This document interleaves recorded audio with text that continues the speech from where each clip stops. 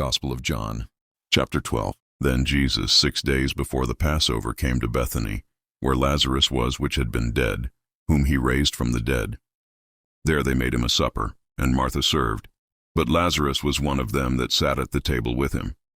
Then took Mary a pound of ointment of spikenard, very costly, and anointed the feet of Jesus, and wiped his feet with her hair, and the house was filled with the odor of the ointment.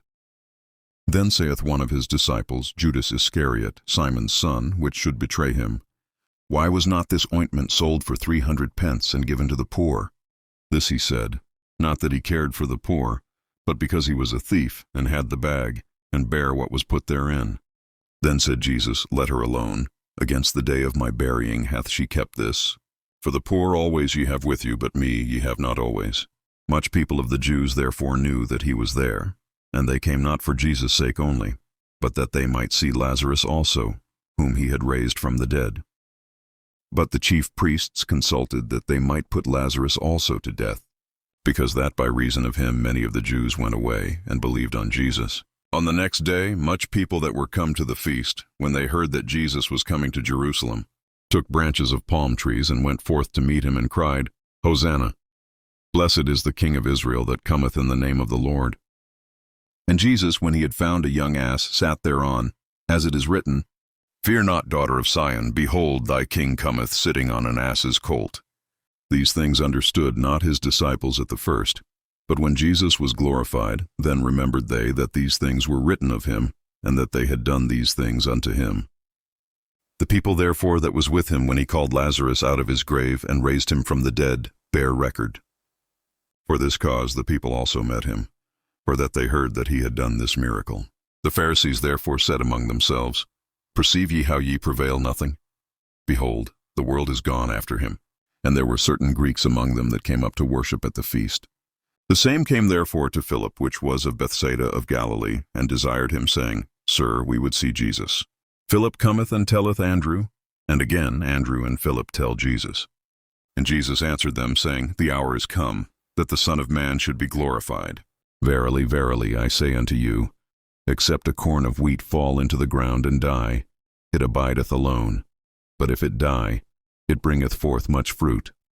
He that loveth his life shall lose it, and he that hateth his life in this world shall keep it unto life eternal. If any man serve me, let him follow me, and where I am, there shall also my servant be.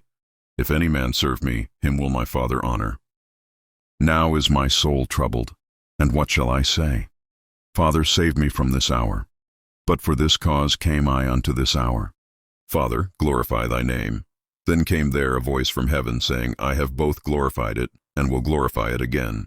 The people therefore that stood by and heard it said that it thundered. Others said, An angel spake to him. Jesus answered and said, This voice came not because of me, but for your sakes. Now is the judgment of this world, now shall the prince of this world be cast out. And I, if I be lifted up from the earth, will draw all men unto me. This he said, signifying what death he should die. The people answered him, We have heard out of the law that Christ abideth forever. And how sayest thou, the Son of Man must be lifted up? Who is this Son of Man? Then Jesus said unto them, Yet a little while is the light with you. Walk while ye have the light, lest darkness come upon you. For he that walketh in darkness knoweth not whither he goeth. While ye have light, believe in the light, that ye may be the children of light. These things spake Jesus, and departed, and did hide himself from them. But though he had done so many miracles before them, yet they believed not on him, that the saying of Esaias the prophet might be fulfilled, which he spake, Lord, who hath believed our report, and to whom hath the arm of the Lord been revealed? Therefore they could not believe, because that Esaias said again, He hath blinded their eyes and hardened their heart, that they should not see with their eyes, nor understand with their heart, and be converted, and I should heal them. These things said Esaias, when he saw his glory, and spake of him. Nevertheless, among the chief rulers also many believed on him. But because of the Pharisees they did not confess him, lest they should be put out of the synagogue. For they loved the praise of men more than the praise of God. Jesus cried and said, He that believeth on me believeth not on me, but on him that sent me. And he that seeth me seeth him that sent me. I am come a light into the world, that whosoever believeth on me should not abide in darkness. And if any man hear my words, and believe not, I judge him not. For I came not to judge the world, but to save the world.